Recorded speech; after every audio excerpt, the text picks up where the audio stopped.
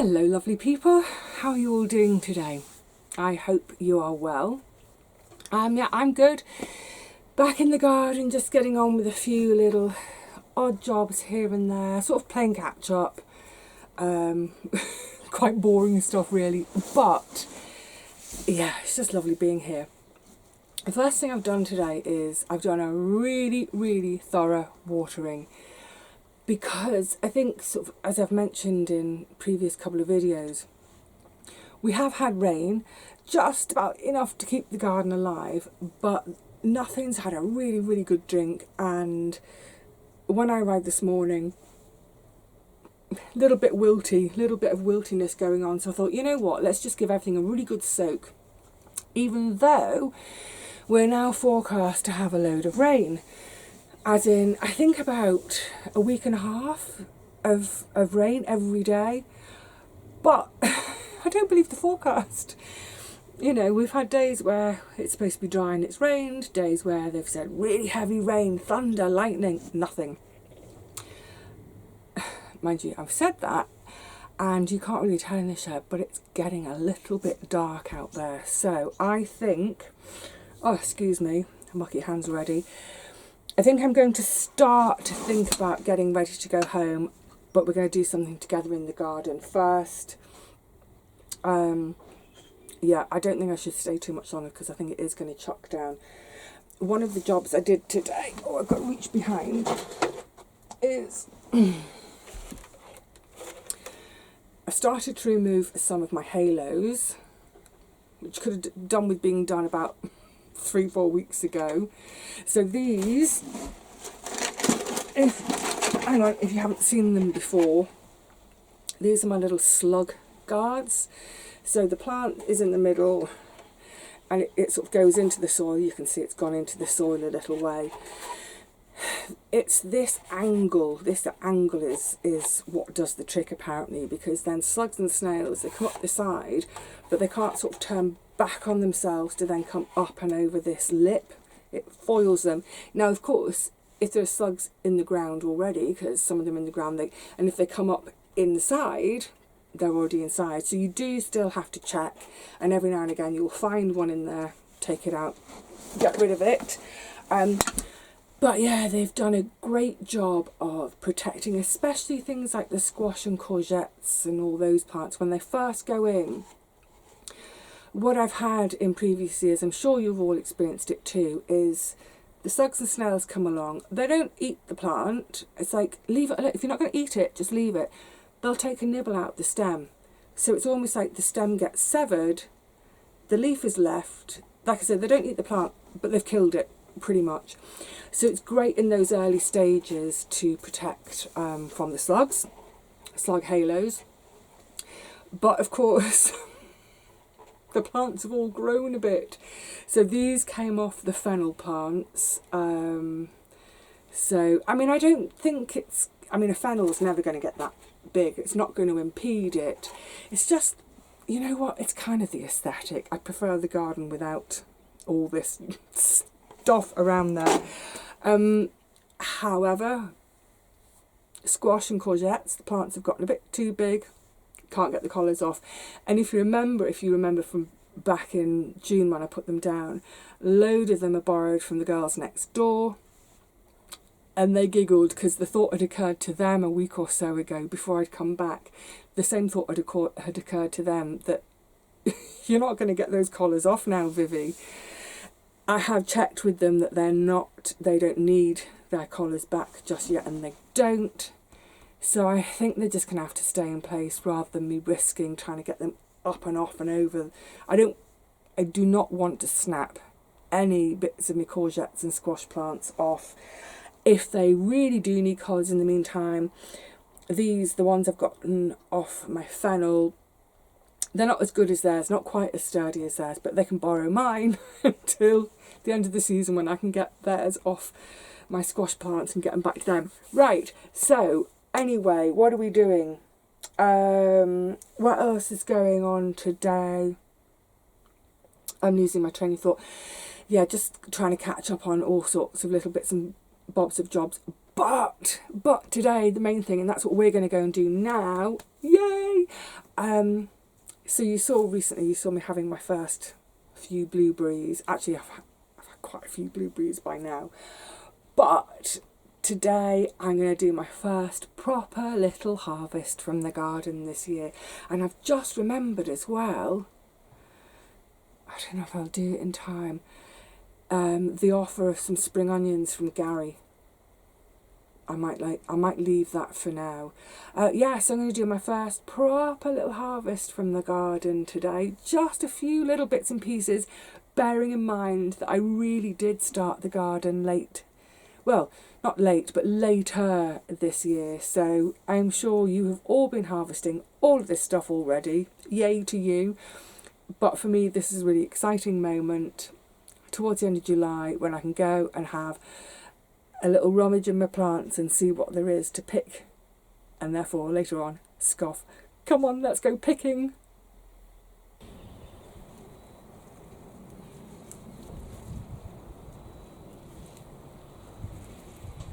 Oh.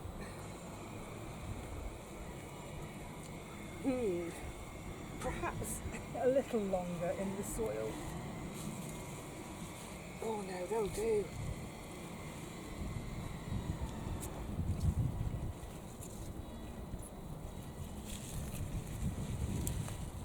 Oh, gorgeous.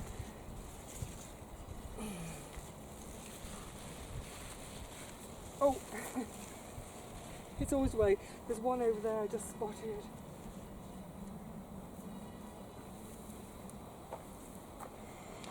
Oh, ow.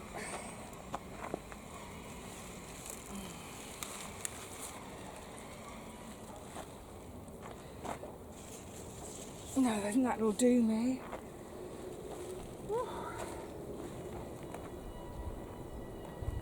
Oh, careful of the bees.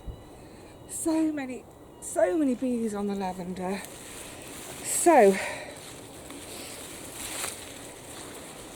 some of the foliage has gone a little bit yellow and wilted. Let's pop that back on the garden, I don't need that. But the green stuff, stalks, are fine in a salad. But that's lovely, isn't it, for my first pick of beetroot. Yeah, I'm pleased with those. Actually, they could have done with being a bit bigger, but that will do me with some kidney beans. Oh, I reckon I should get 8 beet burgers out of those. Right, where next? Oh, let's go and grab a lettuce. Oh, Rosie, have you picked that one for me? Hey? Are you telling me that that's the lettuce I should have? This one. Because, well, it's not... Oh, and while I'm here, I can't help myself. I still haven't done my proper weeding yet, but now we have cooled down quite a lot in July. I think, in a way, thank goodness, because while I've been away, I think that saved things. But we have been quite dry. Oh, lettuce, red.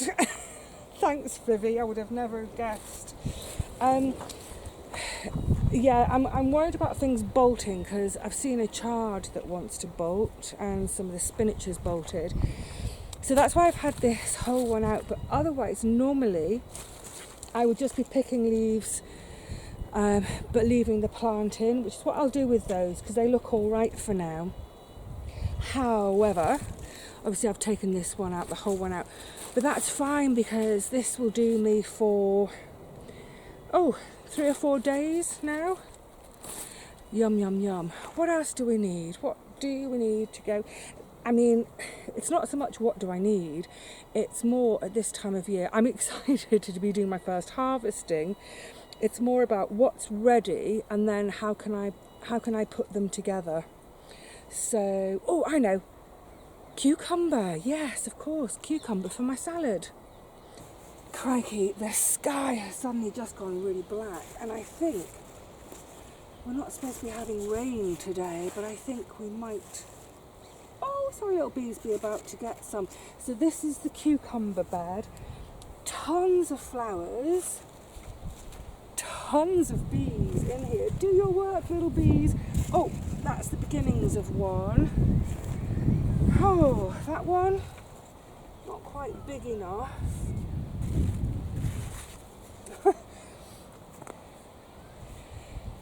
In previous years, I've done the cucumbers up a frame.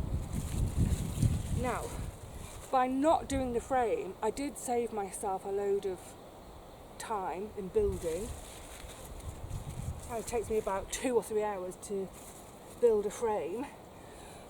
But on the other hand, I save time in searching for my cukes. Oh, you're tiny, but I think I'm going to have you anyway. Oh, it's going to chop down Rosie. So look, really quite small at the moment. But I've got a few coming, and really, you know, within a couple of days, they suddenly turn massive and, yeah, a bit more gnarly. And also because we're now due to have probably about a week of rain, yeah, this one would go mad. Actually, because we haven't had much rain and now we're about to get loads, one of the things that could happen, and it would be something to watch for in my tomatoes if they were anywhere near ripe, I'd have them off, is that suddenly a load of rain could make everything split open. No, wait, they're all smaller than this. Oh, bees, sorry. Yeah. I think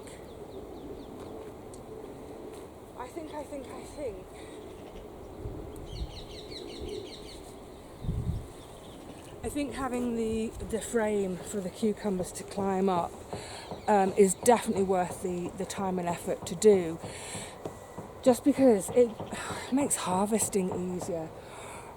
I think it might be time for the first courgettes too. I've had a couple of massive ones like marrows. I've taken them off. Actually, I'll show you, we'll get back to this shadow in a sec, because I think it's going to chop down so quickly. Let's look for some nice, Rosie, watch the tripod. That's Rosie rubbing a tripod. Let me see if I can show you what I'm going to be seeing. Pick you up, tripod, and whoop-la. Yes. Hello, in there. And whoop, up there. Let me see if I can just stand you all here a sec.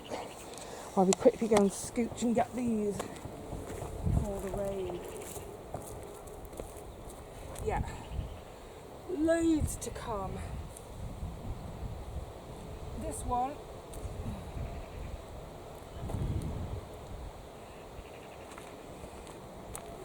something's had a bit of a chew. I don't know what. It might even be, that looks like canine teeth of foxes have maybe chewed it. I don't really want to be eating things that the foxes have been on. Maybe chop it off. This one though is perfect.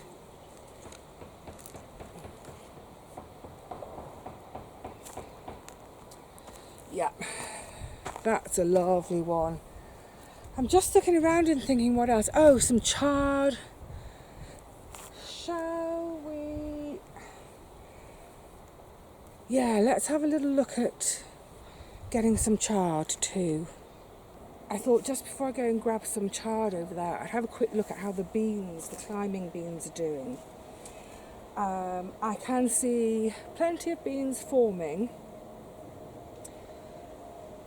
The thing is, I don't really need to be harvesting any for eating right now. Obviously harvesting them when they're, that one doesn't, oh, I'll just pick this one to show and then I will eat it.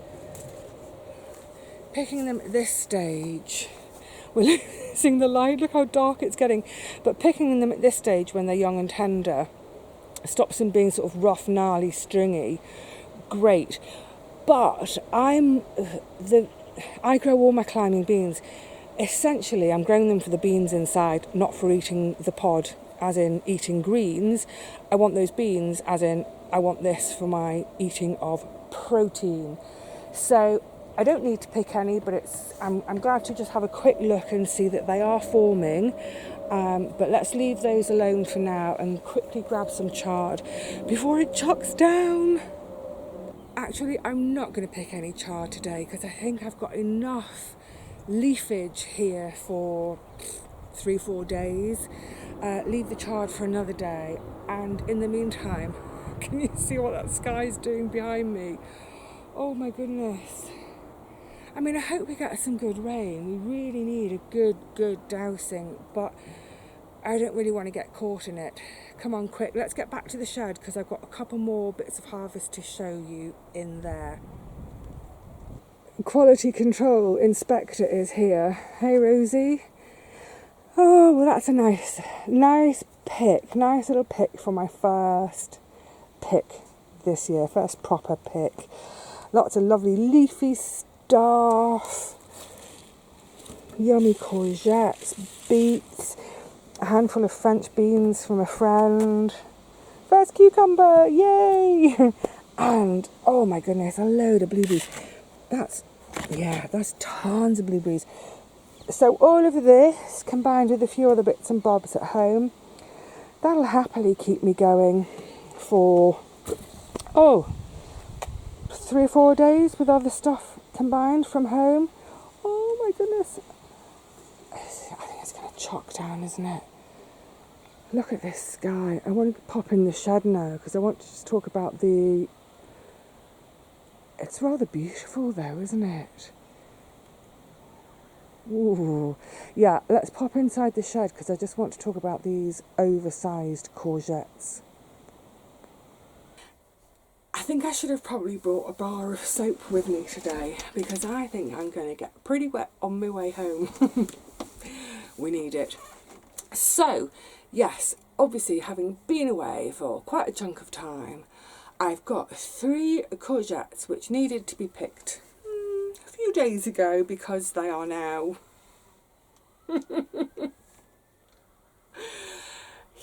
a bit big. Now you might think, oh no, you've missed the boat. That's going to be tough, gnarly, chuck it on the compost heap. And I say, no, don't. So I can do 2 things. Well, okay. When they get this big, yeah, they do get a little bit tough. So generally when I've got massive ones like this, I would probably, I'm going to make soup. I'm going to do my courgette and potato soup. It will taste gorgeous. It will be gorgeous. And any slight toughness will be blitzed out when I blitz it in the blender. So it is not going to go to waste. But there are 2 things that I will add. And that is, when I cut this open, I'll cut it open to double check. It depends just how long you've had it around, just quite how big it is. But it might be that before making the soup I de-seed it because the seeds can get quite tough. Likewise the skin. Now the skin on this one at the moment still has plenty of give, so I will probably make it including the skin, and I prefer to do that anyway. I prefer to use the entire vegetable in my cooking. I don't really like peeling veg, skinning veg, or however you want to call it, because so often some of the best nutrients are just under the skin, and the chances are if we peel it we're going to lose some of that really good nutrition. So whilst it is still a softish skin, I'll leave the skin on, possibly take the seeds out, but either way it's going to make soup, and a lovely soup too. But the other thing with them when they get to this size is, and I tried it for the first time last year, the thought just occurred to me, I thought, no, let's try it and see if it works. Long-term storage. I thought, I wonder if I can store them like I would my winter squash. So we think of our butternut squash, our pumpkins, all our orange ones, that family. So I left a couple in the shed for ages, until November, December even. Essentially I left them to cure, so the skins get tougher and tougher and harder, But then I cracked them open some point in the lead up to Christmas at some time, I can't remember exactly when, but they were perfectly viable for making soup. However, by then, yes, they do need peeling because that skin was really, really tough. I tried a little bit with the skin still on, blitzed it, but oh my goodness, the skin, it was like having a bowl of splinter soup. These little shards of really, really tough skin. So the skin's set so hard. I was amazed actually. But what was great was they kept right through to the winter. I would say one proviso for that is, I'm just looking at this one now, although it looks damaged, that's not actually, that's not sort of pierced the skin. This is obviously where it's, I think it's from where it's grown over the side of the slug halos. You know, like I was showing you earlier, slug halo joined to the plant. Yeah, that's what it is. So that blemish underneath is just where, as it's grown, it's rubbed on that on the slug halo. That actually is, I can feel it's quite tough. So I think this one would store. But obviously if you've got ones where it's a really kind of like, what you might say, like an open wound, you might think, no, don't store that one, get it used up. But yes, don't despair. If you end up with marrows instead of courgettes, don't chuck them on the compost heap. They're far too good for that. I know some of you have got chickens, and I'm sure you split them in half, chuck them in with the chickens, and the chickens love to peck. But yeah, courgette and potato soup. I'll put the recipe, I'll put the card on at the end of this video so you can see it. I know loads of you have tried it and really like it. It's a deceptively simple soup, but it tastes so good. And people might think, oh, courgette soup, isn't it kind of, because courgettes can be a bit watery. Isn't it a bit boring? Isn't it a bit bland? There's one little secret extra ingredient. There's a spice in there. But oh my goodness, it's such a lovely soup. Dead simple to make. So simple, so quick. Great way to use up your marrow courgettes. Freezes perfectly well. It's really cheap to make too, so if you haven't tried it yet, please do give it a go, because you might just be surprised by it. Anyway, right, so I think, yeah, before absolutely wellies down, I'm going to pack up my granny trolley with all my lovely goodies, dash myself home before it starts raining, and see you all again soon. So until then, for now, cheerio.